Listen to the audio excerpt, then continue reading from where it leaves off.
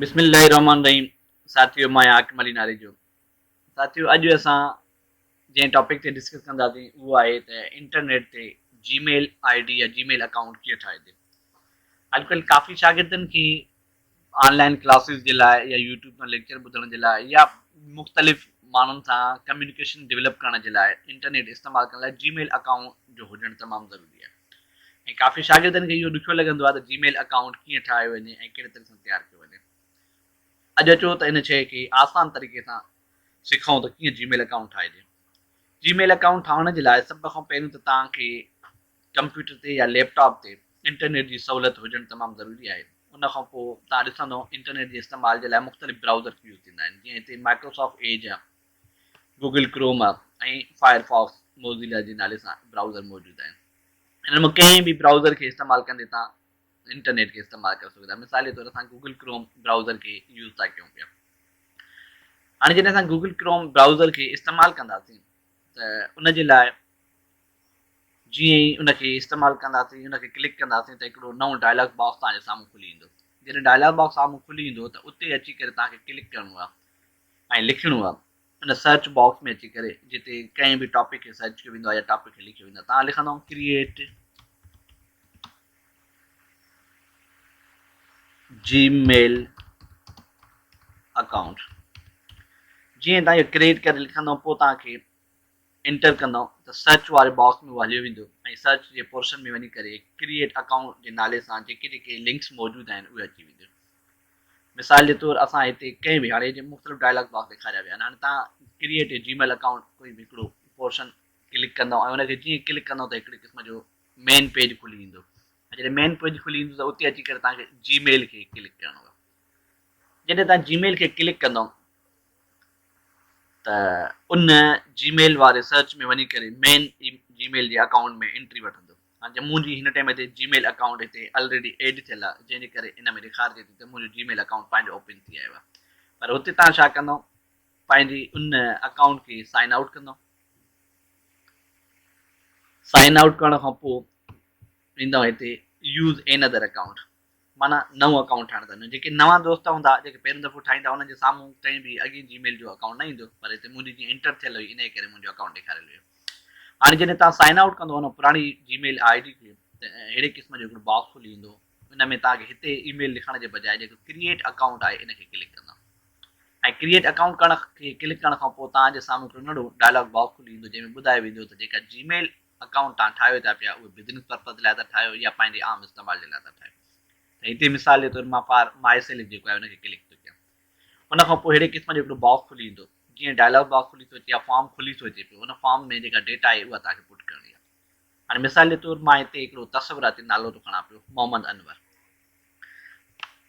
हिन form fill करण में तव्हां ॾिसंदो फर्स्ट नेम, लास्ट नेम ऐं जेका तव्हांजी Gmail I D G statement रखणु चाहियो था या जीमेल आई डी जंहिं नाले सां ठाहिणु चाहियो था उहा, उनजो पासवर्ड ऐं उनजे वरी पासवर्ड खे कंफर्म करण लाइ वरी इंटर करिणो हूंदो। हाणे अचो जेको मोहम्मद अनवर नालो असां तस्वुर में खणीसीं, हिते मां फर्स्ट नेम में ऐं लास्ट नेम में नालो थो पुछां मोहम्मद MUHAMMAD मोहम्मद, और हिते ANWAR अनवर पुट कयोसीं। हाणे नालो लिखण खां पोइ जेको आहे मुंहिंजो मेंशन थिए त उन खां पोइ वरी हिते जीमेल आई डी कहिड़ी नाले सां हुजे या कीअं हुजे या कहिड़े तरतीब में हुजे हिते असां लिखूं था।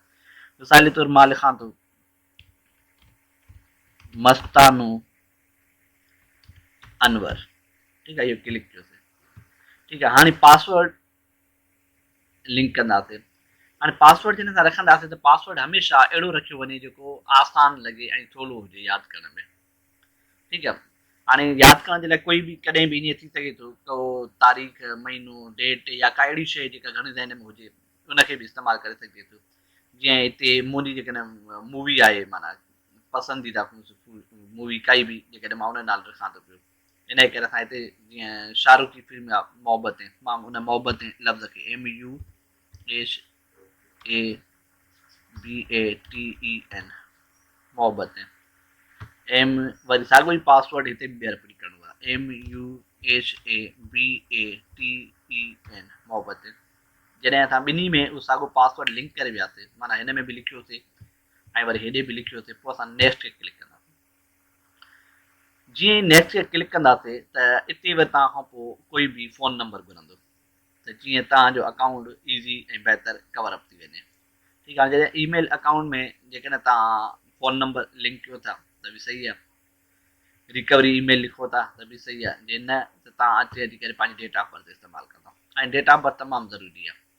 डेट ऑफ बर्थ जॾहिं फिट कंदव तव्हां त मिसाल फेबरवरी जो महीनो आहे ऐं काई तारीख़, मिसाल मां हिकिड़ो तस्वुरु खणां थो 6 तारीख़ फेबरवरी जी, ऐं साल जेको असां क्लिक कयूं था पिया उहो आहे मिसाल 1986। ऐं जेंडर जेका आहे लाज़मी आहे फीमेल हूंदी, फीमेल क्लिक कंदी, मेल हूंदी त मेल क्लिक कंदी, या जेको बि ऑप्शनल हूंदो इनखे तव्हां जीअं क्लिक कंदव उनखां पोइ नेक्स्ट खणंदव। जॾहिं नेक्स्ट खणंदव त तव्हांजो अहिड़े क़िस्म जो बॉक्स खुली वेंदो जंहिंमें प्राइवेसी ऐं टर्म्स वारा पोर्शन ॾेखारिया वेंदा। प्राइवेसी ऐं टर्म्स खे पढ़ण खां पोइ या न पढ़ो त बि को ऑप्शन नथो थिए, पर मोस्टली कंसर्न हूंदा आहिनि, जेकॾहिं पढ़िजे त वधीक बहितर आहे। उनखां पोइ आई एग्री खे हणंदव।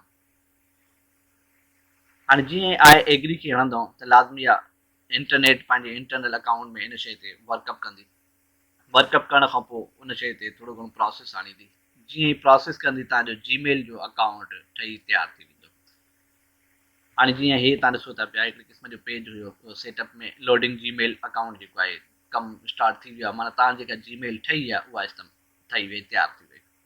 हाणे हीउ ॾिसो ही तव्हांजो उन जीमेल अकाउंट जे ठहण जो मेन पोर्शन आहे जेको तव्हांजो इस्तेमालु थियो आहे, जेको लिंक थियो आहे।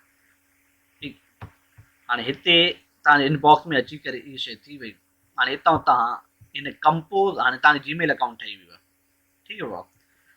हाणे हितां कंपोज़ में वञी करे तव्हां कंहिं बि दोस्त ॾे मिसाल तव्हां ईमेल करे सघो था। हाणे जंहिंजे ईमेल मोकिलणी हूंदी आहे टुम में हुनजो जीमेल आई डी लिखबी आहे, जीअं मिसाल मां पाण ॾे जीमेल थो कयां पियो।